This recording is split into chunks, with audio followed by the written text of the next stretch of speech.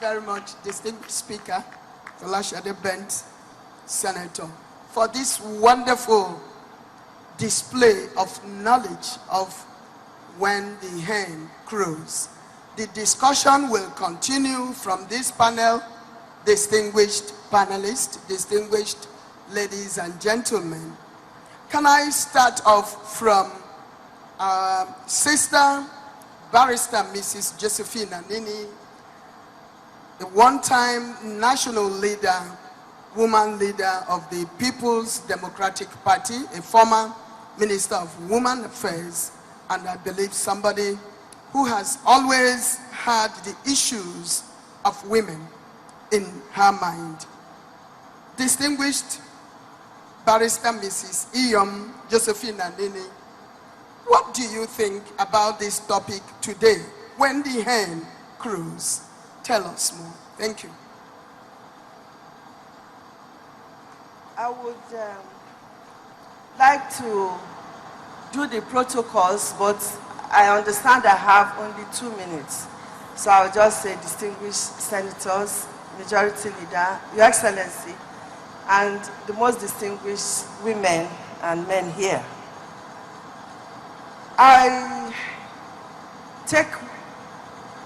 I want to start from where distinguished Senator Grace Bent mentioned that the future belongs to the young people, to the youth. And I want to tell you, it reminds me of my last son. He's 26. And he asked me a question. He said to me, Mom, why is it that women do not reach the zenith? Why is it that women do not achieve the peak? We have a lot of strong women, women achievers, and they do a lot of exploits, but they never get to that peak. Why is it? And the question came as a surprise, took me aback, and I asked him, why do you think so? He said that it must be something in women. He said because he knows that men and women are created equally. Men and women have the same composition, have the same qualities, have the same abilities and capacities. And women can be anything they want to be, and anything men can be. But there is something that stops them, and it is a 2% something that stops them. And I said, what is it? He said, violence, the tendency to be violent. He said a woman would step back when it gets to that point. A male politician can kill. A male politician can go to a ritualist and use his wife or his children to get power. But I cannot see a woman doing that. Women cannot do that.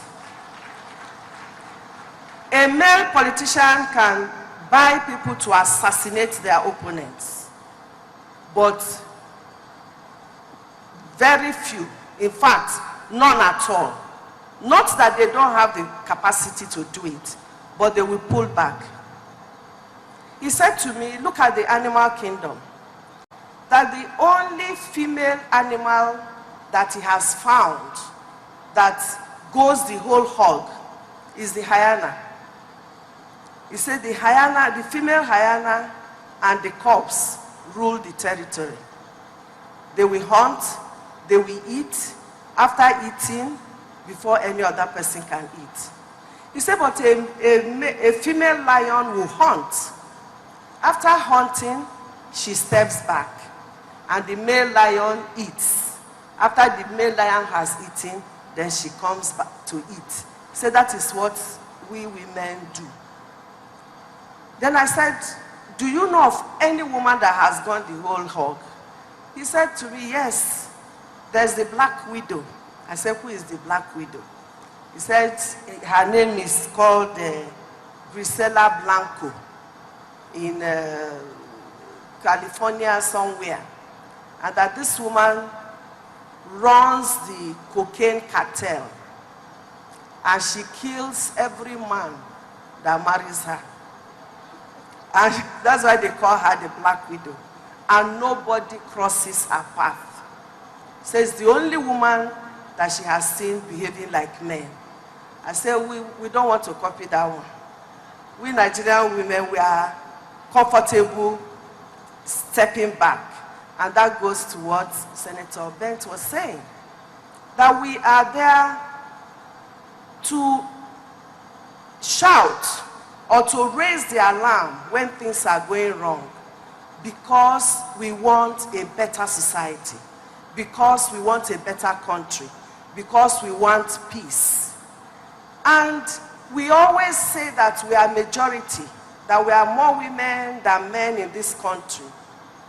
When do we now decide to use that numerical strength to bring a transformation, a positive transformation to this country, where we can have a country where there is peace, where there is progress, where there is equity, where there is justice, where things are happening the way God purposed it to be. And that is why we are urging women to go into governance.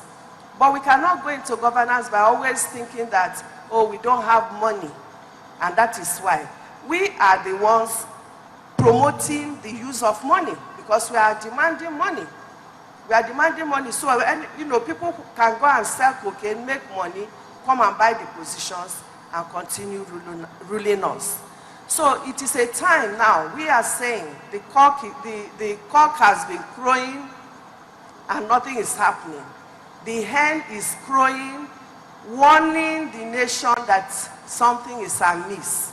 We need to do something more positive. So my take here is that there is nothing we cannot be. We can be governors, we can be senators, we can be presidents of this country. It is in our hands. The ball is in our court to do what we need to do. And we have shown it without equivocation that we have what it takes. We have all the qualities to be whatever and to rule this country.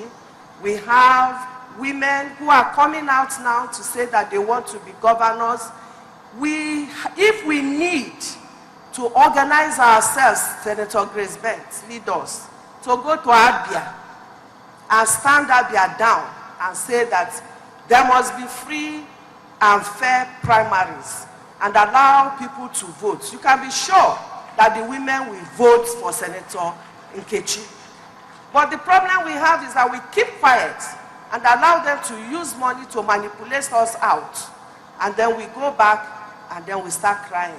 So this is our time, and I want to thank Sun Publishing.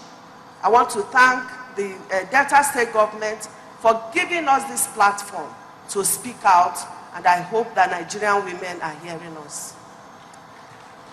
Thank you very much for this food for thought. Can we quickly, because of time, can we quickly ask Bishop Junaita Wandu to give us her thoughts on this issue? 2 minutes. 2. All protocol observed. I want us to understand nothing happens by accident.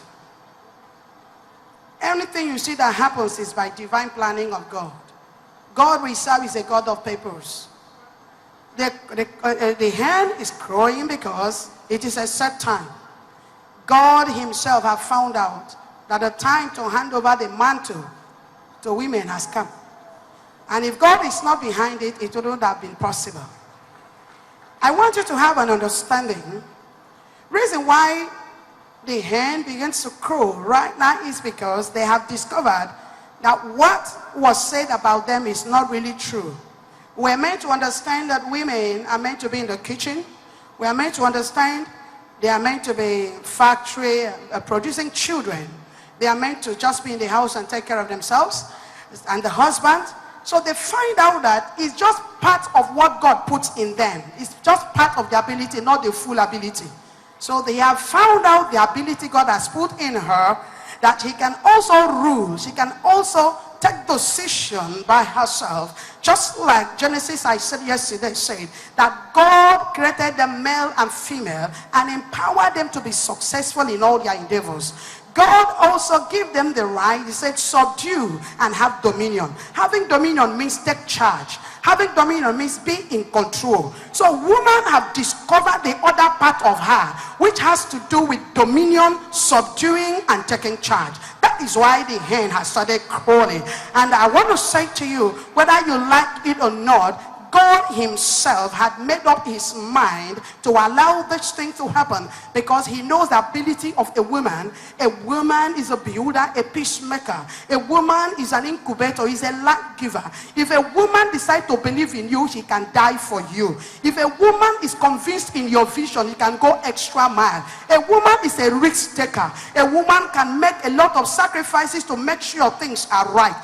God has seen the other part of women. That is why he have allowed the hen to be crowing. And I want you to have an understanding. Not too long from now, women are coming up in various places of leadership.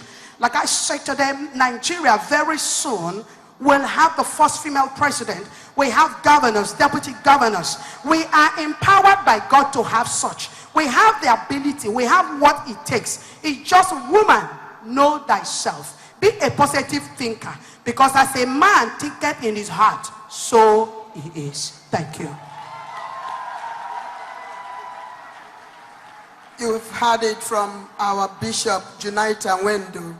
Let us hear from the only man in this panel today, a gender-sensitive, a woman-friendly leader. Thank you.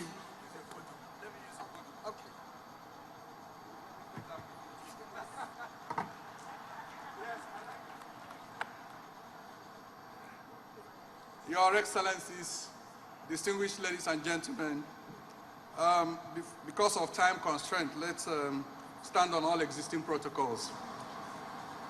First of all, let me start by thanking the Sun for this initiative to bring women together to discuss this very old subject, but with new perspectives. Somebody had already observed that I happen to be the only male panelist in this whole entire summit.